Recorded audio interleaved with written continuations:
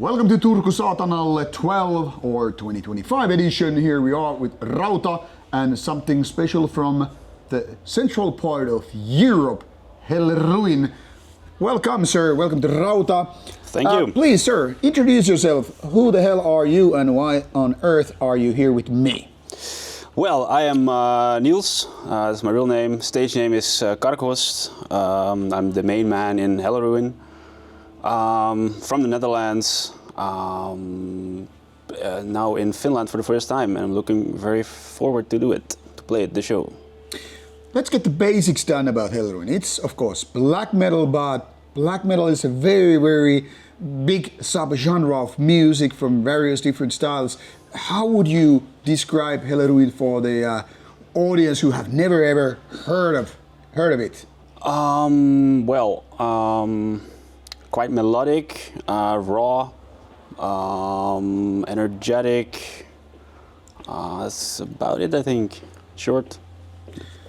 When I was listening to your music, I find it very, very traditional. Second wave black metal, kind of nodding to a lot of bands that are, obviously been making the whole genre since the early 90s and onwards. So I guess my question is, what kind of bands inspired you to do this kind of music in the first place? I think the main band was Gorgoroth. I remember that when I was about 14 years old, my brother came home from a festival, watched a Gorgoroth show and brought the DVD. I watched that and I was completely hooked. I think the first black metal show I ever saw was Watain. It's also very inspiring to see.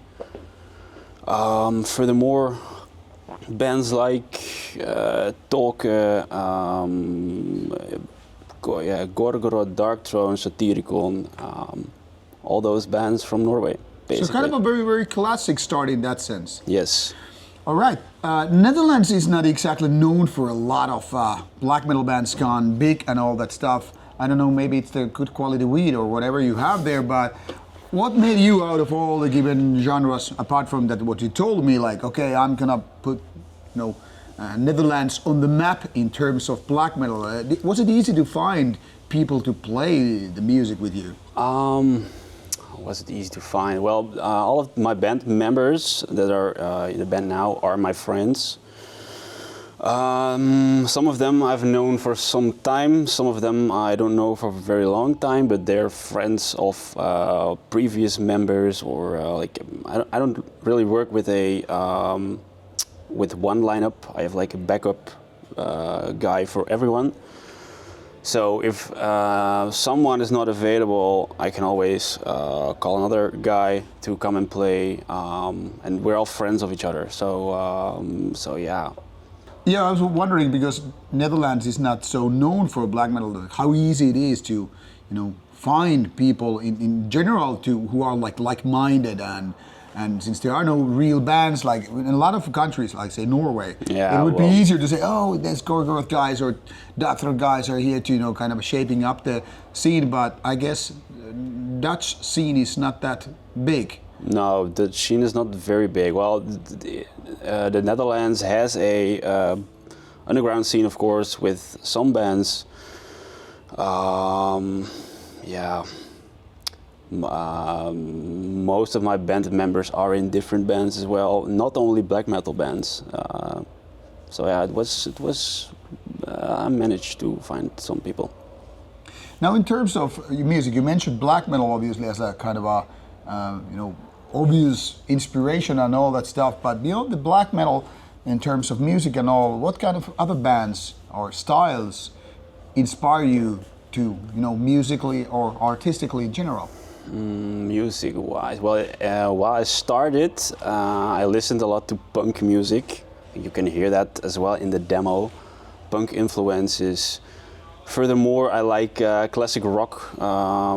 70s, 80s classic rock, also rock from the 60s, 70s, also a bit of country. I like a lot of music, basically. what made you to choose with your given instrument? What is the first instrument you played with, or singing, or whatever? I started out as a drummer. Okay. As a drummer in 2008, I think. I practiced every day, a few hours. Played bands like Metallica,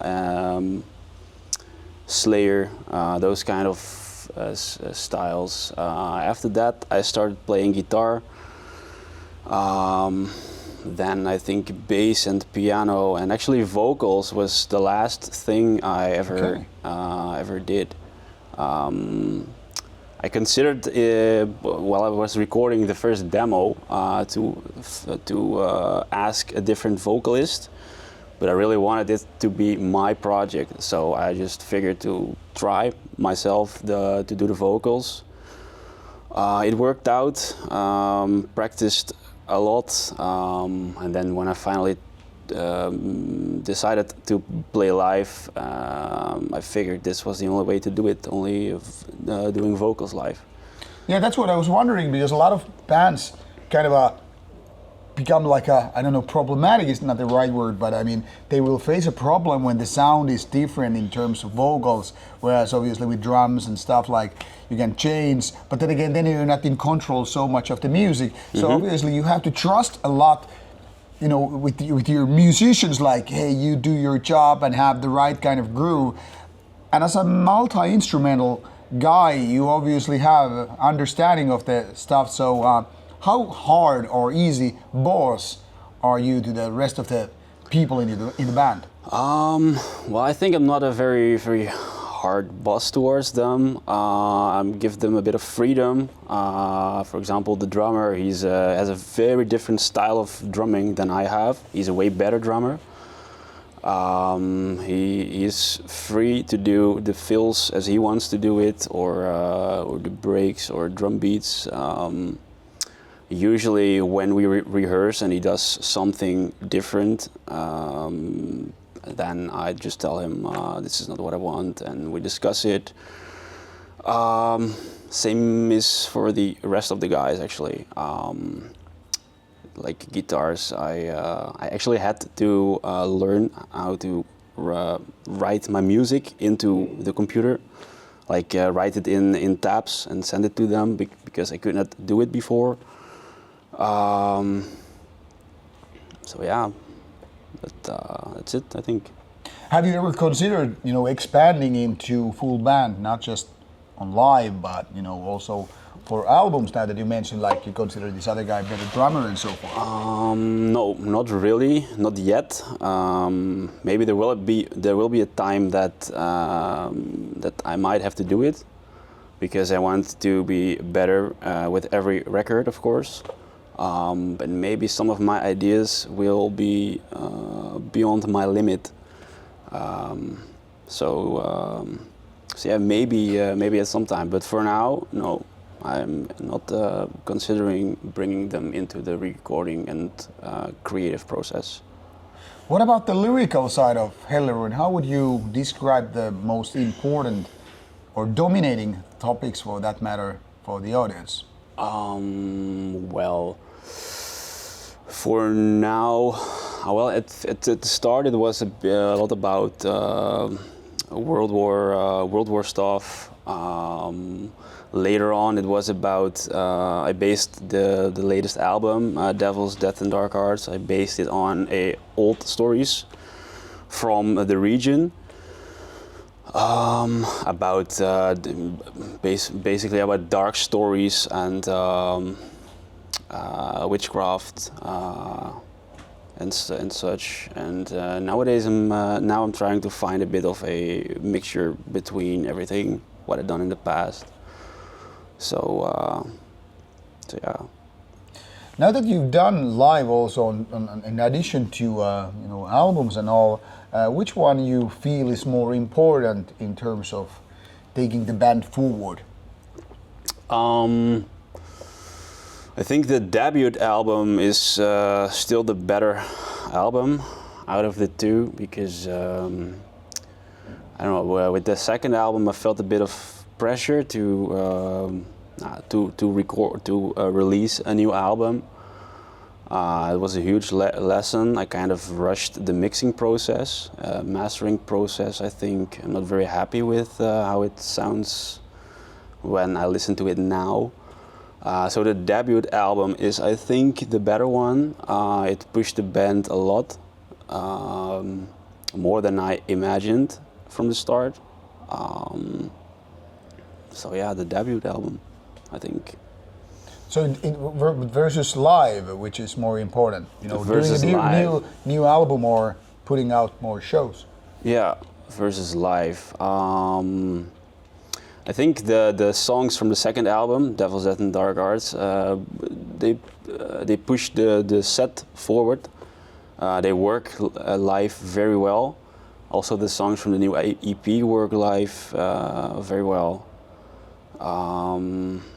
But then again, the live, playing the songs live is very different compared to the records, because all of the band members play it a bit different, faster, slower. It's just a totally different band, actually. All right.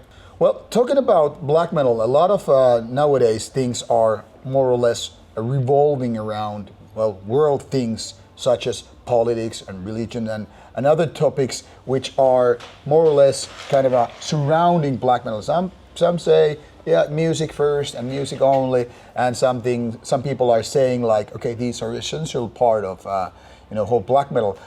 What do you think about this? Can black metal be just music, or is it more than that?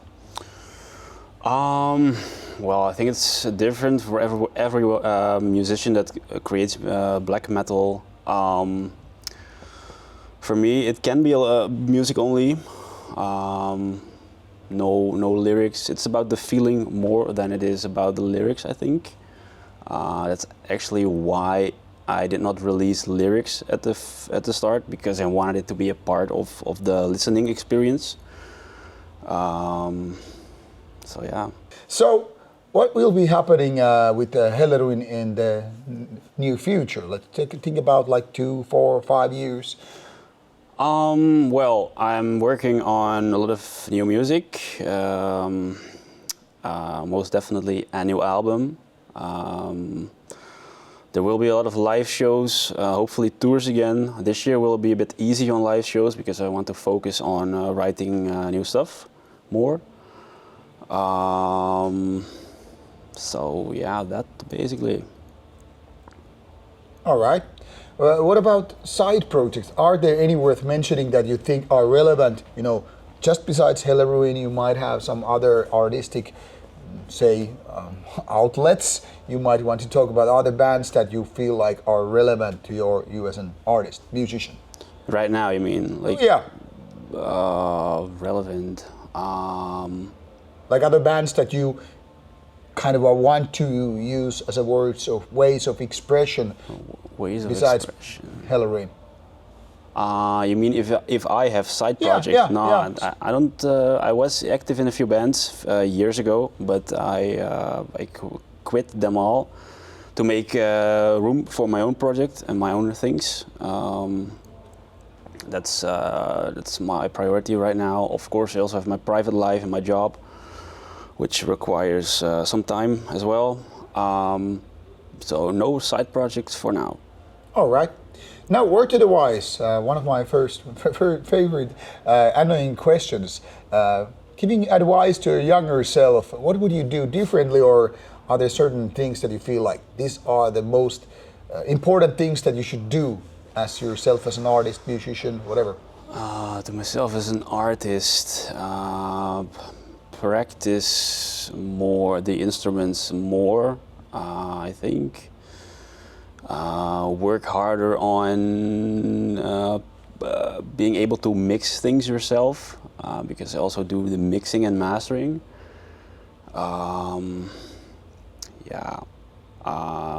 If I could have done one thing differently was to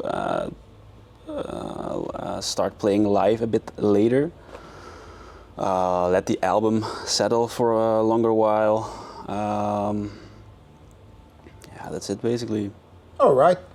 So, this is Helleruin. What should the fans start with now that they're exploring the band? Any particular song or, well, I guess the favorite is the first album, obviously, but are there certain songs that you would say this is a good starting point to start exploring Helleruin? Yes, I think one of the songs of the first album is called No Light Shines Through.